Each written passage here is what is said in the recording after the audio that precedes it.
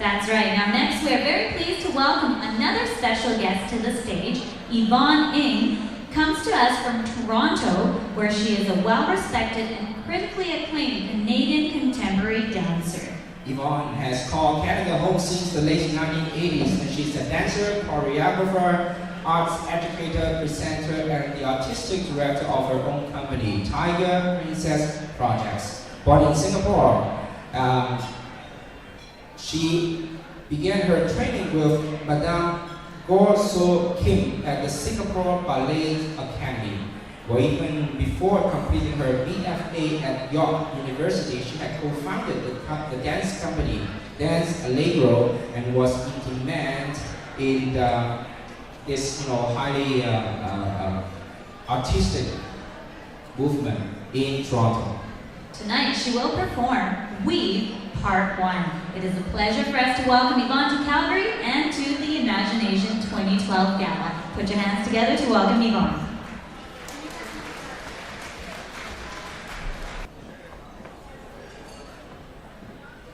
I remember a war that I was never a part of, only because the remnants of it filled her body so much, only because it damaged her spirit so much.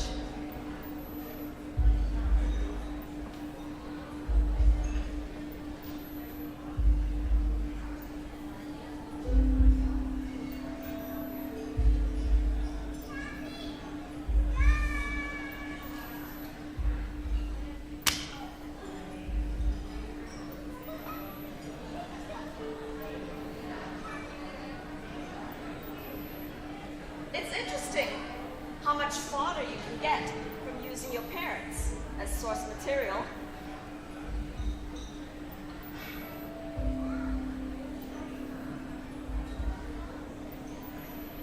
She never had a sense of identity. Oh, she's still alive. She'll never have a sense of identity. Because no matter what she's trying to do, she'll never get over the fact that she was left on someone's doorstep. I guess there's some things that's hard to get over.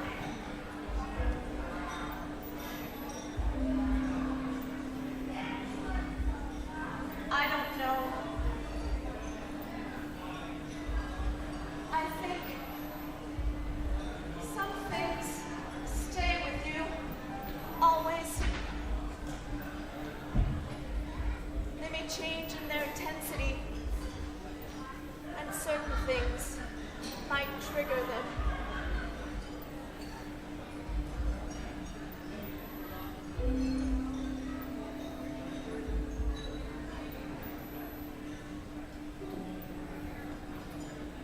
I'll never get over the fact that he tried to kill me,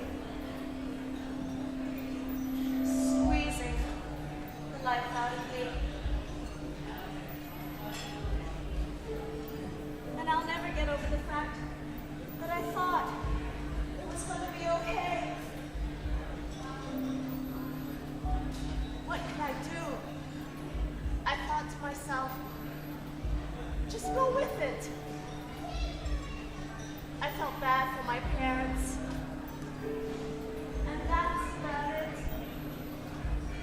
Because they would have to find out about me that way. I can't get over it. It's hard. I just kept thinking, oh my God, these are the last moments. These are the last moments. Could I do anything different? Then I thought, no, it's not about accepting, it's about being present in the moment.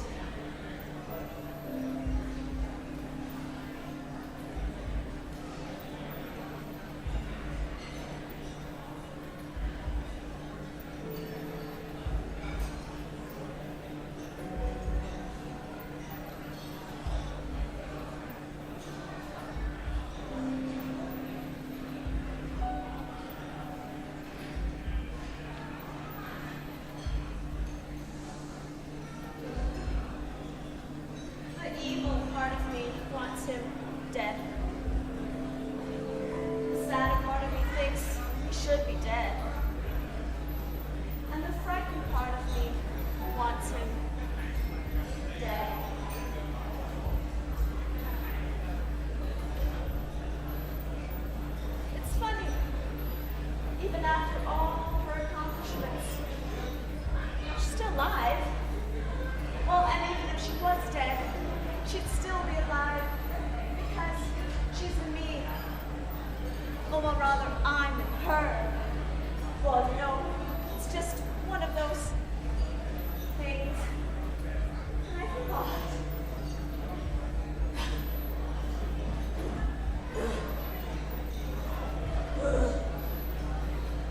Mom.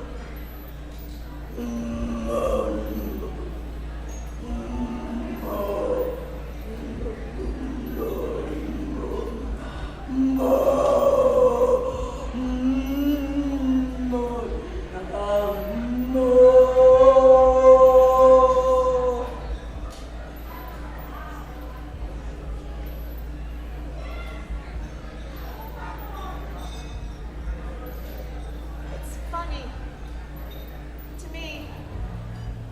Well, maybe not to you, but it's funny to me that she did everything to try and kind of figure out who she was, what she could be, what she had done, what she had missed.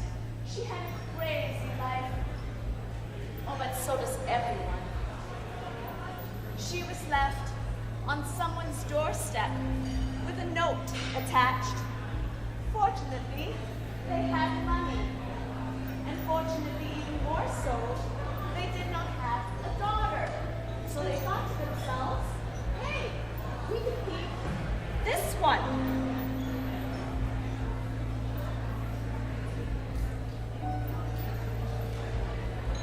I don't know if they loved her the way she described them. She made me think that they thought of her as a pet, a little girl they could dress up. Then they took her to a local astrologer who said the father's birthday and her birthday weren't compatible.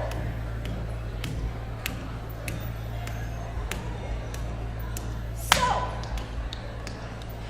they said, we're going to give you away. Again, you don't belong here. You were just left here like a stray kitten. Fortunately, the aunt, well, the adoptive aunt, felt sorry and took her in. She lived downstairs, big house. You know those Asian families buildings? Big house, many floors. The parents lived on the third floor and the aunt below. She got put inside. The aunt was called Ai. Well, I called her Lao Yi. Well, the kids called her Lao Yi. Lao Yi. That's what we had to address her as. She was a scary old lady who chewed betel nut. You know, when you're little and you've got this tiny old lady, tinier than me, tiny old lady with a crimson mouth, her teeth were red, her gums were red. She didn't have to wear lipstick because it all seeped out. It was kind of scary. Okay, it was scary enough that when she talked, you kind of obeyed because you didn't know what the hell was going to come out of that mouth of hers. Dripping. Nah, she wiped it. She had a hanky.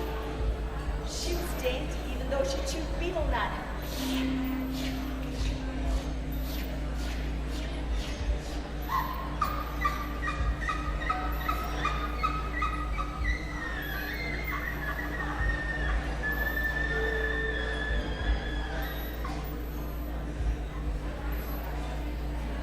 Should I give you context? I'm from Southeast Asia, Singapore to be precise, the country that folks love to hate. I grew up there. I'm what you call Veronica Chinese. I don't know why I just did that. Whatever. What does that mean? To you, nothing.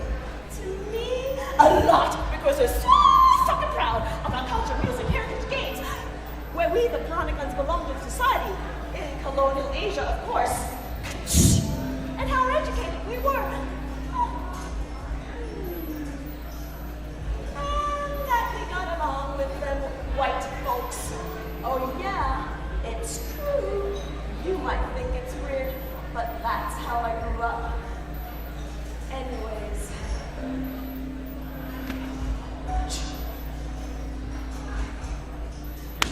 I don't know why I just did that move.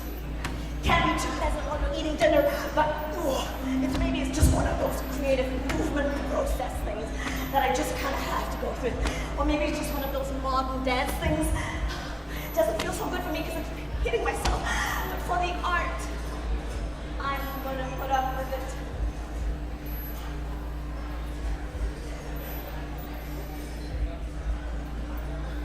I'm Veronica, I'm Chinese. It means a lot to me. We are Chinese, we speak Mandarin. Yes, I'm Chinese. Hokkien, Teochew Nam.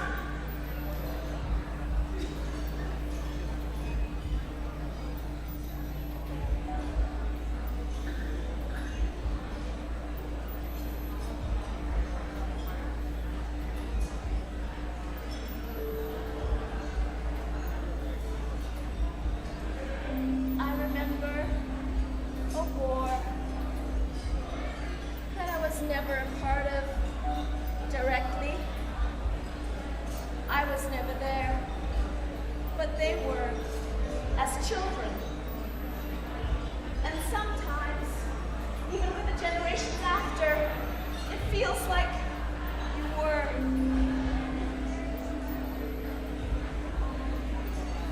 It takes a while to pick up the pieces, and sometimes you never pick up the pieces. Instead, the experience changes you.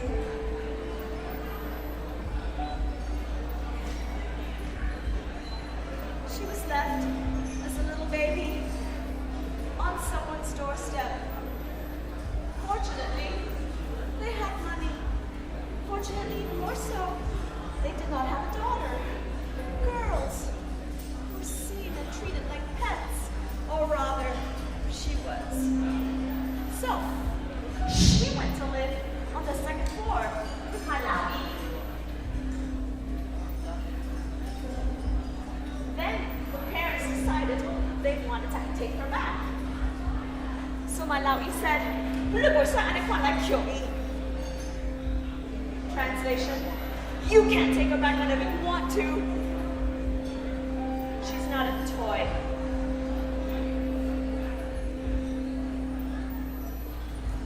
But they did take her back.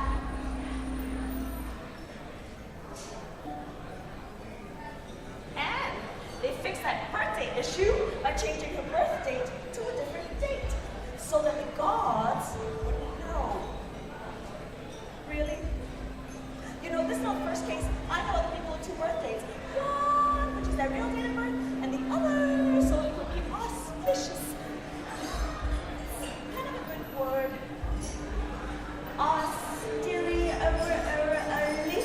auspicious. Because it can be quite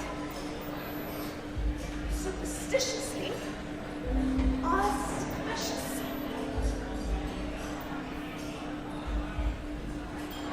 Growing up that way creates an interesting sense of identity, self, and belonging. So a few years ago, my mother decided she was going to write a story down, sort of, as she would say, in preparation for her death. We are that kind of family. We talk about these things. It happens. Oh, she'd be the first one to cry at most people's funerals.